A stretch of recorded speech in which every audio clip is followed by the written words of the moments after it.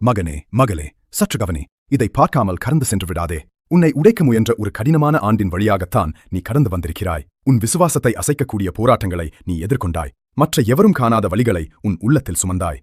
எவரும் கேட்காமல் நீ மௌனமாக அழுதாய். பயத்தை எதிர்கொண்டு நீ விடாப்பிடியாக போராடினாய். தப்பிப் பிழைக்க முடியாது என்று நீ நினைத்த நாட்களை நீ கடந்து வந்திருக்கிறாய். அப்படியிருந்தும் நீ இதோ இங்கே சுவாசித்துக் கொண்டு பலத்துடன் நிற்கிறாய். நீ இன்றும் இங்கே நிற்கிறாய் என்பதே உனக்காக என்னிடம் இன்னும் பெரிய திட்டங்கள் உண்டு என்பதற்கான சாட்சி. இந்த ஆண்டு முடிவடைகிறது. ஆனால் உன் கதை முடிந்துவிடவில்லை. பழைய அதே துன்பச் சுழற்சிகள் மீண்டும் நடப்பதற்காக நான் உன்னை உயிரோடு வைத்திருக்கவில்லை. வெறும் கையுடனோ தோல்வியுற்றவனாகவோ அல்லது மறக்கப்பட்டவனாகவோ நீ புத்தாண்டுக்குள் நுழைய வேண்டும் என்று நான் உன்னை இந்த ஆண்டை தாண்டி வர வைக்கவில்லை. நீ அனுபவித்த கஷ்டங்கள் அனைத்தும் வரப்போகும் பெரிய காரியங்களுக்கான ஒரு ஆயத்தமே. இந்த டிசம்பர் 31ஆம் தேதி பரலோகம் உனக்கு அறிவிக்கிறது. உன்னுடைய பழைய காலகட்டம் முடிவுக்கு வருகிறது. ஒரு புதிய உதயம் பிறக்கிறது.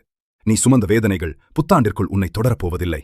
உன் அமைதியை குலைத்த கவலைகளின் பிடி இப்போது தளர்ந்து வருகிறது.